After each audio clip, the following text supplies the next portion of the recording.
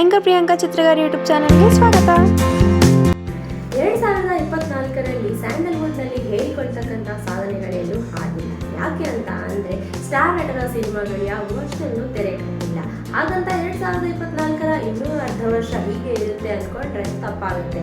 ಯಾಕಂದರೆ ಈ ವರ್ಷದ ಅಂತ್ಯಕ್ಕೆ ಭರ್ಜರಿ ಬಜೆಟ್ ಸಿನಿಮಾಗಳು ರೆಡಿಯಾಗಿವೆ. ಆ್ಯಂಡ್ ಸ್ಟಾರ್ ನಟರ ಸಿನಿಮಾಗಳೇ ವರ್ಷದ ಅಂತ್ಯಕ್ಕೆ ರಿಲೀಸ್ ಆಗ್ತಾ ಇದೆ.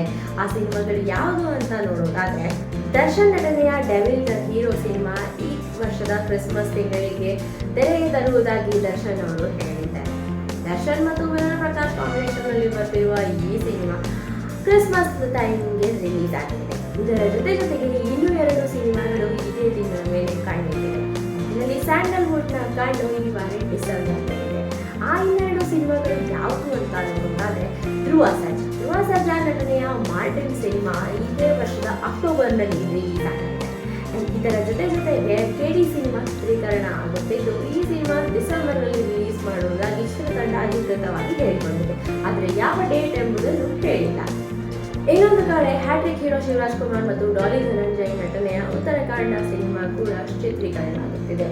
ಈ ಸಿನಿಮಾ ಕೂಡ ಡಿಸೆಂಬರ್ನಲ್ಲಿ ರಿಲೀಸ್ ಆಗಬಹುದು ಎನ್ನುವ ಮಾತು ಇದೆ.